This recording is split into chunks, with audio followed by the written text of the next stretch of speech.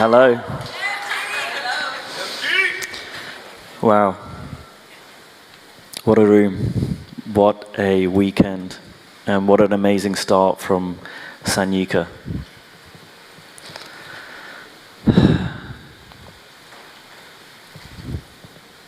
Thank you everyone for being here. Thank you for whatever you've done to be in this room. Thank you for whatever miracles have had to occur to ensure some of you are here. My parents actually only live 15 minutes away, and I live just over an hour away, but I know some of you have traveled from quite far. We heard Todd just now share how he's come from India and gone through many countries. Got loads of people here from the States, Canada, South America, Europe. That's a big commitment. I know there are many things you could be doing this weekend, but you've chosen to be here. So thank you. I've got some notes here and I may go through them, I may not. We'll see what comes through. But I first wanted to talk about listening. And it's nice to talk about this kind of at the start of the weekend. One of the things that I learned from my work with Steve Hardison was a really different way of listening, a real different distinction around listening. And if you've heard me talk about this before, just throw all that out of the window and come to this fresh.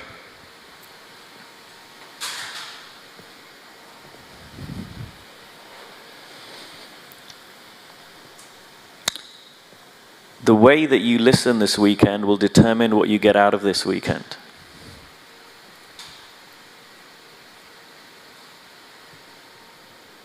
So the speakers are going to do what they do. The people in the room are going to be who they be. And we can listen in very different ways. We can listen like this. Do I agree with this person? Do I not agree? Do I like this? Do I not? We can come from judgment. Or we can listen from a place where it doesn't matter what is said. It doesn't matter who's in the room, and there's some incredible people in this room. That we can look for the gold. We can choose right now to listen in a way that we will be different by the end of the weekend.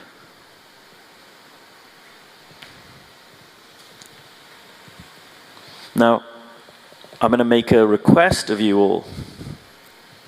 And again, one of the things I learned from Steve was if you make a big request, make a big promise. So my request is, listen to me and every single speaker on the stage and every single person in the room with your highest listening. Listen in a way that you wouldn't listen to anyone else. There'll be someone in your mind that if they were speaking right now, you would have a listening for them that you wouldn't have for anyone else in the world. It could be a parent, it could be a spiritual teacher, it could be a famous person. There'd be a way of listening. And you can think about that right now. Who could be here that you would listen so openly, so intently, without any judgment, just really looking for the gold? Think of an actual person. And then choose to listen to me and every single person here and every single person in the room as if they were that person. That's a very different way of listening. Now that's a big request. That's going to require some work on your end. But here's the promise. If you do that, the value from this weekend will be 100, 1,000 times more than if you just show up as your default way of being, your default listening. Now that's not about me, it's not about the speakers, that's about you. I really want every single person in this room to get so much from this weekend because there's so much gold here. This entire weekend has been worth it for me before we even came here today. And I'm choosing to create that. And I'm going to make sure when I'm sitting there that I'm going to get so much from every single person that's speaking. And we can all do that. So, and it's important I say that because now I'm going to go on to acknowledge a few people.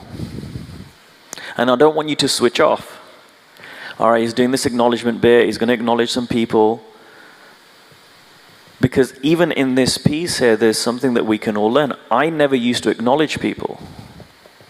And the truth is, deep down, I was so insecure and I had such a low opinion of myself that if I acknowledged someone, it was kind of like I was taking away from me. Oh, if I say this person's great, then, well, maybe I'm not so great. That's not the truth. That's not how it works. And we can listen to acknowledgements to be inspired and hear it about ourselves. So I think it's really important that we acknowledge Amy Hardison and Alan D. Thompson, who are not here, but if it wasn't for them writing the book, The Ultimate Coach, we wouldn't be here right now.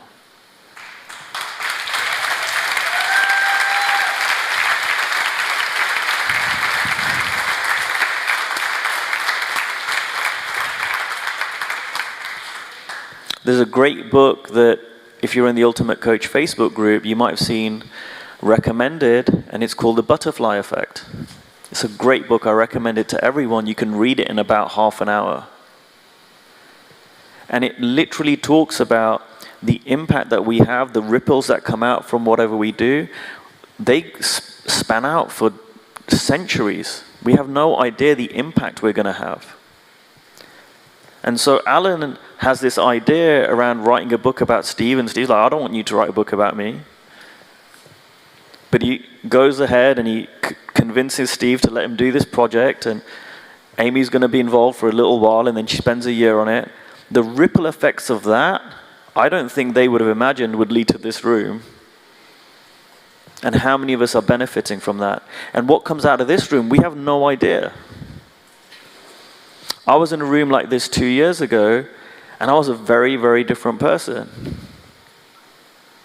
And maybe if the book doesn't get written, I don't go through the journey I've been on in the last 2 years. Never mind speaking it, but I mean, that's just you're seeing the end result, but like the journey's been the real gold. And I know so many other people have benefited so much from the book and the things that have come out of that. So please don't listen to that like, oh, cool, Alan and Amy are cool, but think about, well, the ripples I can make. The small seed of something that we might think, oh, that's not important, but we trust that and we go with it, and we have no idea the impact that creates. No idea.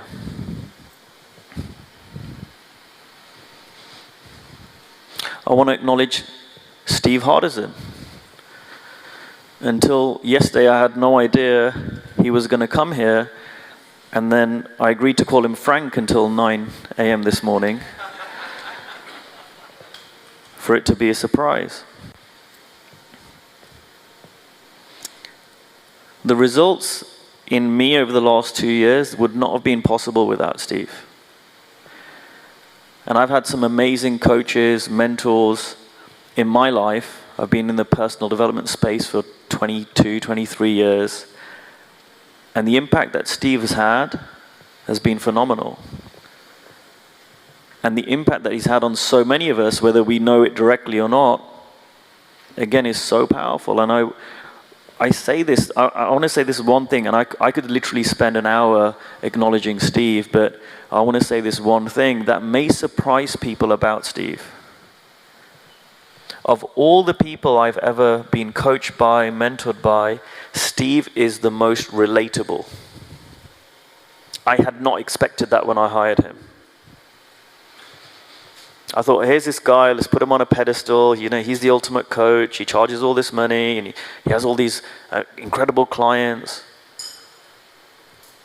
And what I love about the work with Steve, and hopefully one of the messages I want to get across in my talk today is, what Steve does, who he is, that's possible for all of us. It's not like come easy for him. And the same is true for me. Hopefully one of the messages from this talk is, anything I've achieved, I know it's possible for every single person in this room.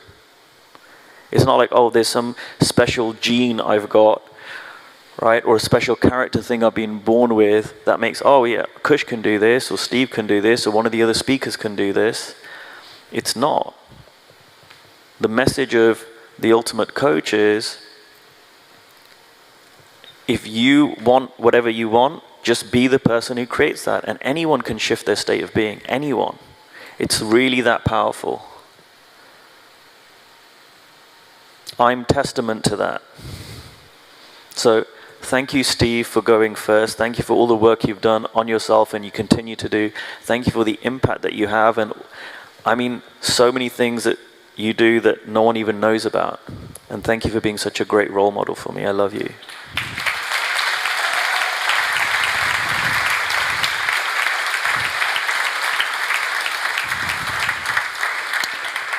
I think it's also important to acknowledge the people who've done all the work to create this room. So Matt, Fiona, Angie, Rose, Cassie, Andreas, would you all like to stand up?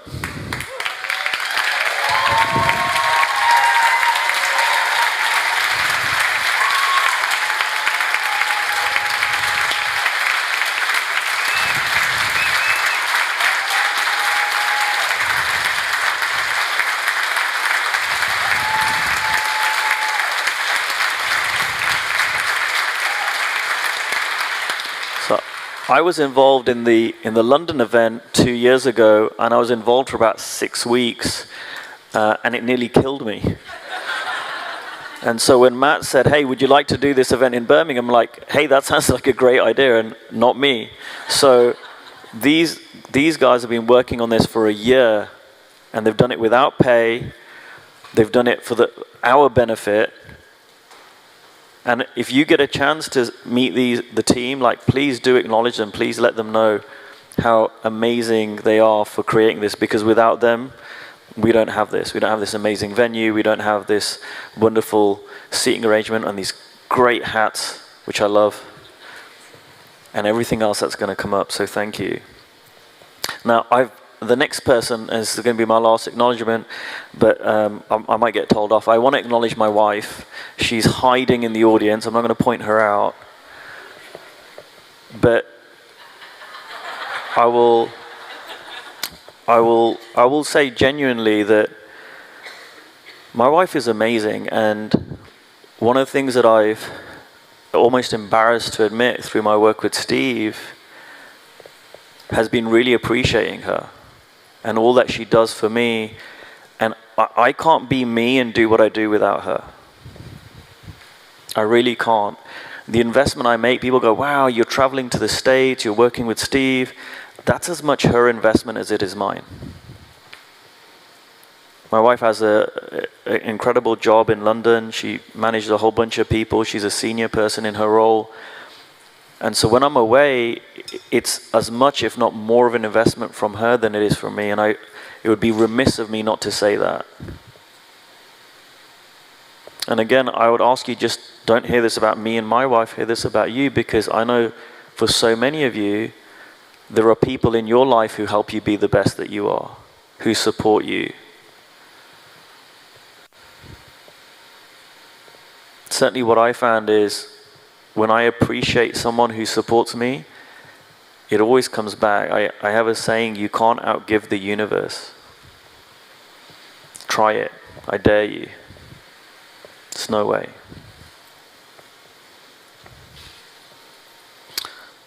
So, as I was saying, what's been shifting for me is possible for anyone, and I'll give you a little bit of my story. 2 years ago, I started working in a coaching package with Steve, about 2 years ago. And I'd done a session before that, but this is us kind of starting our work together. And in one of the first sessions, Steve says to me, hey, Kush, I read about world leaders, and you remind me of someone. And I was like, all right. And he said, yeah, you remind me of Mahatma Gandhi. that was kind of embarrassing for me, to be compared to someone who's had that much of an impact on the planet. And I resisted it. I was like, hey, Steve, you know, that's kind of cool, but I've done a lot of work to be me, so, you know, I don't want to be known by anyone else. And I kind of pushed it away. And I made fun of it a little bit. I kind of does anyone else do that? Use humor to deflect, right? Someone gives you an acknowledgement, and you're like, ha ha. So I did that. But Steve, if you know Steve, he sticks to his guns. And he kept saying it. I see you as MG, I see you as MG, I'm going to call you MG. And so I kind of relented a little bit. I went, all right, Steve, we're going to change the M from Mahatma to modern. So if you're going to call me MG, we'll create it as modern Gandhi, because then it felt like I could put my own stamp on it. But I still didn't really let it in. And it was another 6 months later that I was talking to Steve Chandler, who was my coach for many years. Love Steve. And he said, you know, Steve Hardison really believes that. You know, when he calls you MG, he really sees that in you. And something clicked for me. I was like, wow, that could be possible. And it seemed outrageous. But I started to lean into it. Like, who would I need to be really considered MG? And that doesn't mean like on a stage or on Facebook or social media. It means when no one's looking. Who would I need to be at home with my wife? Who would I need to be with my son? Who would I need to be with a neighbor who I didn't really get on with?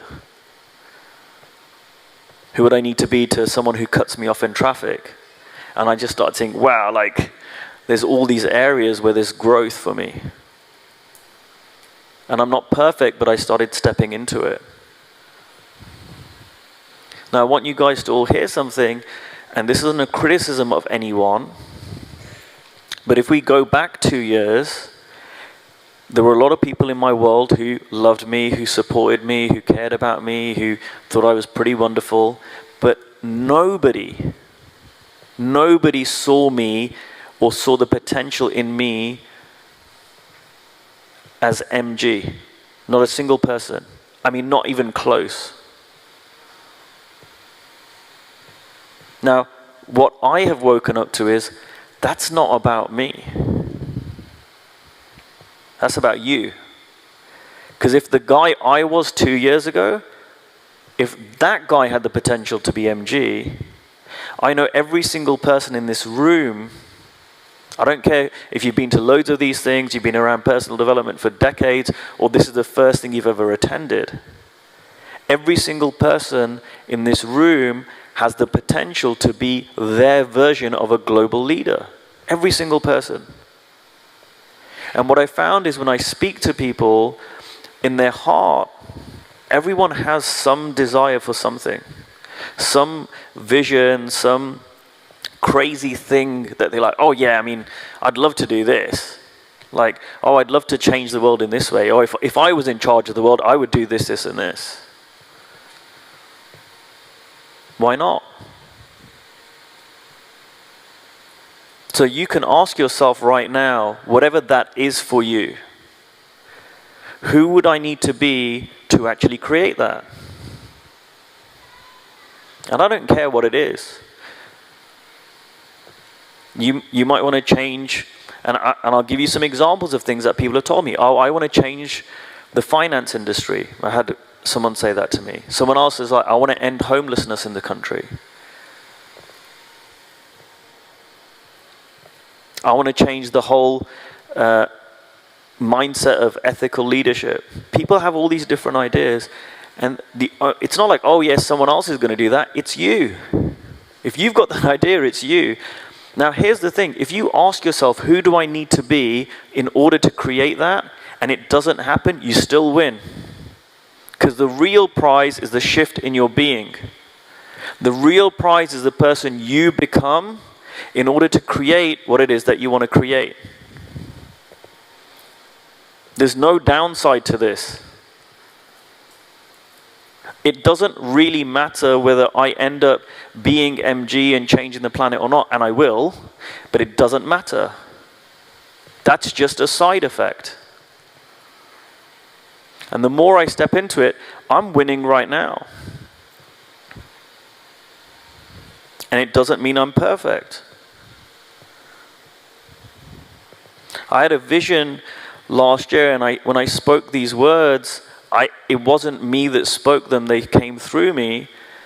And I spoke at my coaching school. So this is a school for coaches, helping them grow a business. That's what it was all about. And what I said is, we're not here for that. We are here to raise the consciousness of the planet through changing this profession. I had no idea how I was going to do that. But I've stopped getting in my way, and I've allowed that to come through, and then the next step comes, and then the next step comes. And that's the same for every single person here. And it doesn't have to be as big as that, and it could. It could be anything. You want to be the best parent you could be, and you see there's a gap between where you are now and what you see as being the best parent, well, start speaking it. Our language is not just a description of life. Language creates. So when I speak, I'm here to raise the consciousness of the planet, or we are, and I enroll people in that. And again, one of my hopes is from this talk that I enroll more people into that vision, because I don't want it to be my vision, because I can't do it on my own. It's our vision. But every time I speak that, it becomes more real. So if I'm speaking, hey, I've got a bad back, just as an example, I'm going to create more bad back. If I create I'm no good, I'm going to create more of I'm no good.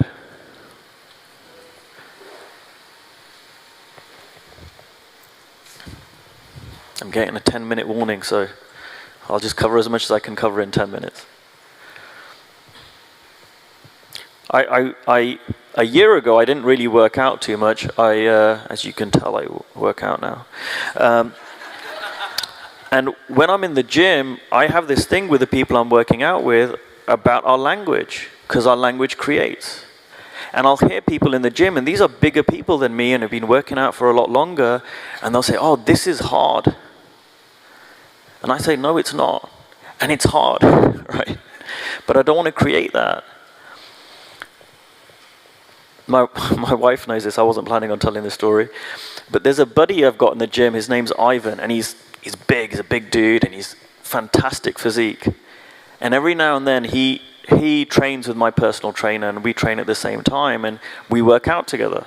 Now, if you put us side by side, you would say clearly that guy is way stronger than this guy. That's what you'd say. And I know language creates. So when I'm working out with him, I'm busting his balls. All the time. So we're doing some exercise, and it's really hard. And he goes, oh man, that's hard. I go, not for me.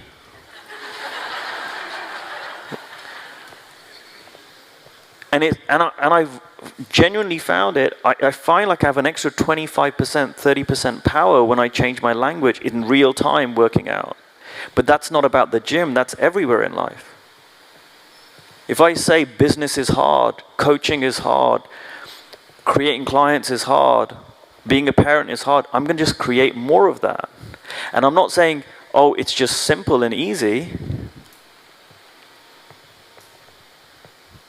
I mess up all the time.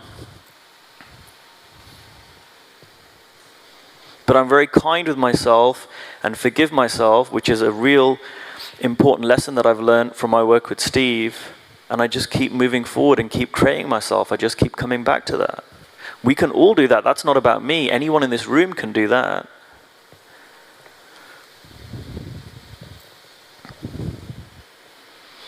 I said, I think yesterday or the day before, I had an idea that I should call this talk, Being is the Ultimate Barometer. Being is the ultimate barometer, because that's what it is.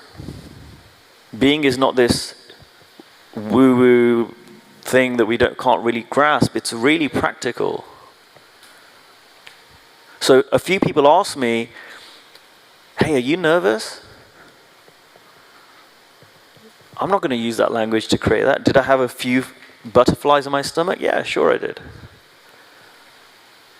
But I'm not going to create that because I don't want to be nervous. That's who I'm being. When you're here, you are all being something every single second. You can be loving, you can be kind, you can be generous, you can also be judgmental. You can also be skeptical. You can also be mean and gossipy. I've been all of those. I'm not going to lie. And I get to choose who I be this weekend, in life, every single day. It's the ultimate barometer. I can't bullshit being. No one can.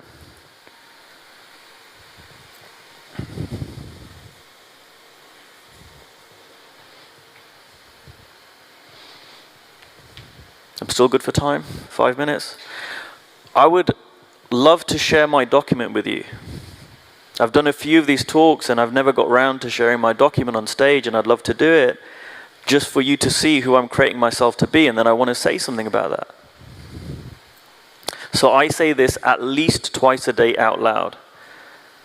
It's really cute. My son even knows some of these lines. He's 4 years old. And this was created about 2 years ago, less than 2 years ago. So this is who I am. I am loved and I am loving. I am gorgeously lovable even when they don't know it. I am complete and whole. I am that I love me.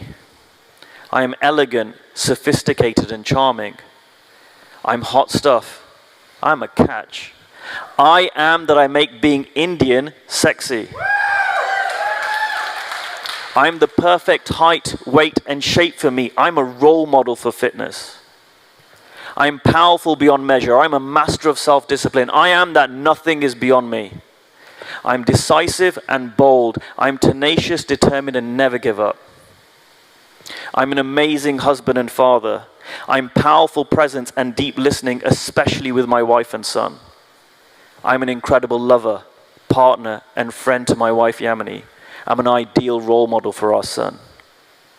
I am that I see and bring out the best in others. I am that I positively impact everyone. I am that I have no competition. I'm a master of my craft and I keep getting better. I am the real deal. I am the wealthiest man in the world. I live in an abundance of health, wealth, and happiness. I'm a master creator. I'm unlimited potential. I'm uniquely talented. I am that I connect effortlessly with anyone and everyone. I am the distinction relationship. I am that it's none of my business what anyone thinks of me. I am that I'm equally comfortable with others as by myself. I am deep empathy and loving kindness. I am that I give freely of my time, energy, and resources. I'm wise beyond my years, intelligent and witty. I'm straight facts. I am that you can count on my word. I'm one of the bravest people I know. I am that my soul is eternal. I'm a child of God. I'm divine perfection in that everything I do is perfect. I'm God's pure love. I'm a role model for success on my terms. I am that I create miracles every day. I am that I never fail, for an attempt can never fail. I'm a pillar of strength in every way and especially for myself. This is who I am. This is who I create myself to be. And my parents named me Ankush.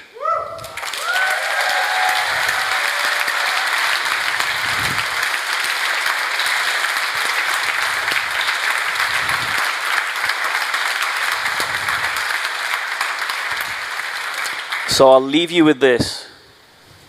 2 things. Firstly, 2 years ago, I pretty much believed the opposite of every single one of those statements. That's the power of the document. It's not affirmations, it's a creation.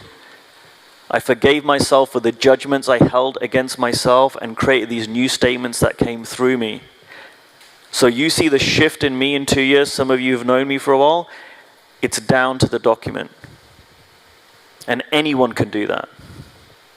We're so lucky that this weekend we're going to have Fiona and Dave share about creating your document, please listen to that. That alone will be worth it, 10 times the price that you paid for this.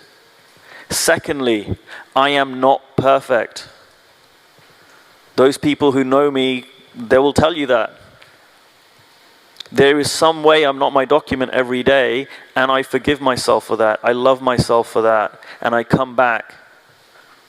Recover, recover, recover. This is not about perfection. No one on this stage is perfect.